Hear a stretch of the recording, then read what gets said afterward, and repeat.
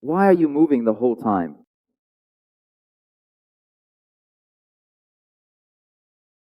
Stop for a moment, stop for a moment. Sigh. As soon as he thinks about his cervical spine, he forgets about his whole torso. When he pulls, his whole body leans back. Yeah, look at that.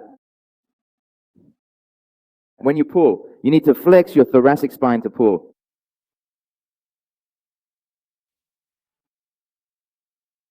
Hey, did you get it? When releasing the pull, keep your head steady and lift your chin slightly. Then when you release, your chin comes back, and when you pull like this, it becomes the thoracic spine area, not the lumbar spine area. I'll help you control it. It's half mechanical, half manual, and I'll control the front for you. Come on, line up, go, go, go. Don't press on my hand. At home, my hand is holding your jaw. Don't tuck your chin, don't tuck your chin. Look over here. When you pull, pull downwards, look down, and don't lean your body back. Keep your body bent. You can think of it like this. When I pull down, I'm doing a crunch, but my eyes are looking here. Yeah, that's better. Don't lean your body back. Crunch, crunch. Do you know how to do a crunch? That's better. When you pull, keep your eyes here, look here, but don't lean your body back. After being stuck in that heavy locked position for too long, its brain is a bit deprived of oxygen. It can't react in time. Yeah, that's better, but your body is leaning back. Your body should be bent, not extended. Good. You're getting better and better. Keep your body bent.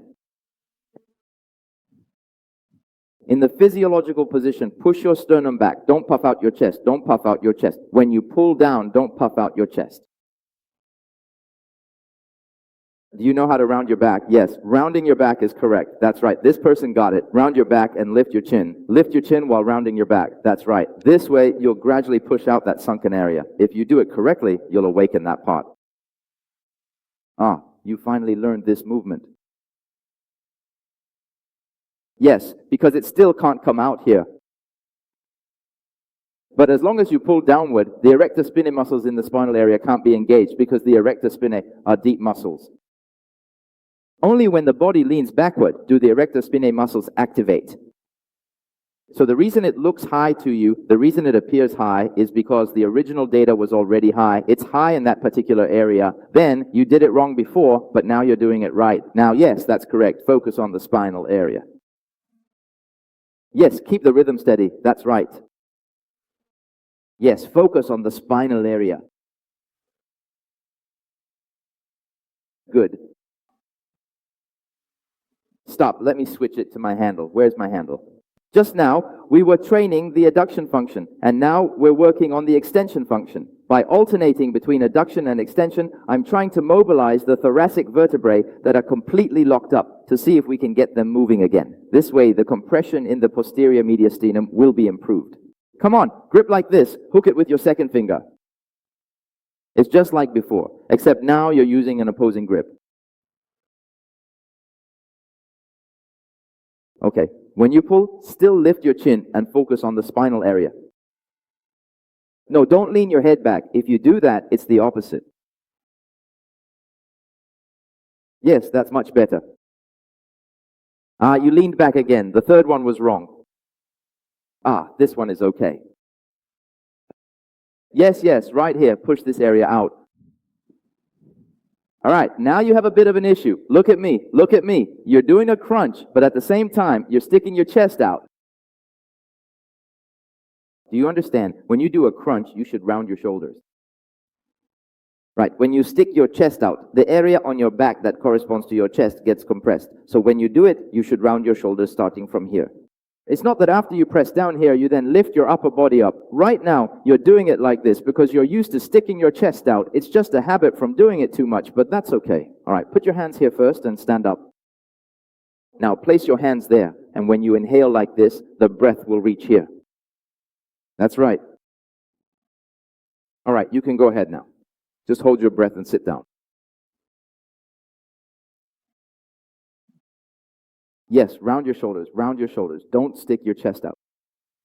Now lift from below. Good, not bad. Push this part out a bit more. Don't lean back. Round your shoulders and do a crunch. Yes. Go down, go down, go down. Yes, just lift your chin slightly. Don't tilt your head back too much. If you tilt back too much, this part won't come out either. So lift your chin up. When you pull, lift your chin up. Not bad. You've already reached here. Now only this part isn't moving, just the very top. Let me take a look from behind.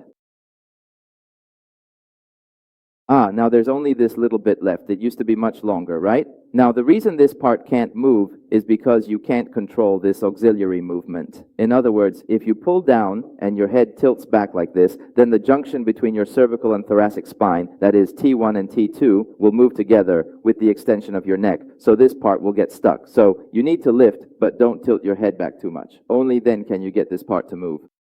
Now look at it from the side. Here, this part has already come out, and now only the upper section is left. Just this upper section at the junction of the neck and chest, as well as from T1 to T4. In other words, the upper mediastinum here is still very stuck, really stuck. That's why the muscles you develop this way will feel kind of soft, because the thoracic duct is also in there. In this situation, its drainage ability is relatively poor, so it's very difficult to develop well-defined muscle lines this way. But once you manage to work out this area, you'll notice that, hey, even though I didn't intentionally lose fat, my muscle definition is actually better than before. After you take a short break, let's do another set. This time, when you pull, see if you can avoid tilting your head back so much. Just lift your chin. Yes, that's right. Just lift and tuck your chin. Lift and tuck.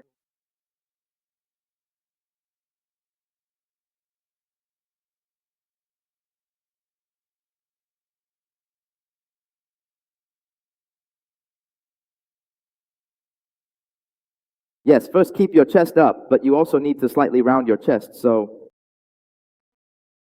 that's right. Good, very good. When you pull, rounding your chest a bit is kind of like doing a crunch. Nice job. Yes, you're just a little bit off right here. That's it.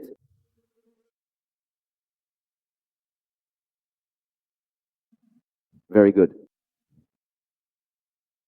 All right, once you get the hang of this movement, compare how your lat muscles feel now to how they felt before. So how does it feel? It's completely different from how I did it before. After you finish, pay attention to how your body feels. Do you feel more relaxed, more flexible, or more stiff? If after pulling your back you feel like your whole body is tensed up and suffocating, that means you locked your chest during the back pull, making it immobile in the stretch position. That's why you'll notice, especially in the early days at the gym. Think back to the big guys from the 1990s and early 2000s. Basically, what you saw was all like this.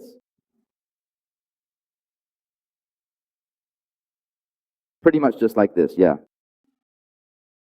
Yeah, you'd see people holding their arms up awkwardly, embarrassed to go out because their muscles got too big. But in reality, they trained themselves into stiffness. So what kind of impression did those big guys leave on people back then?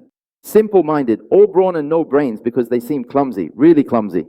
Yeah, even the way they walked was like this.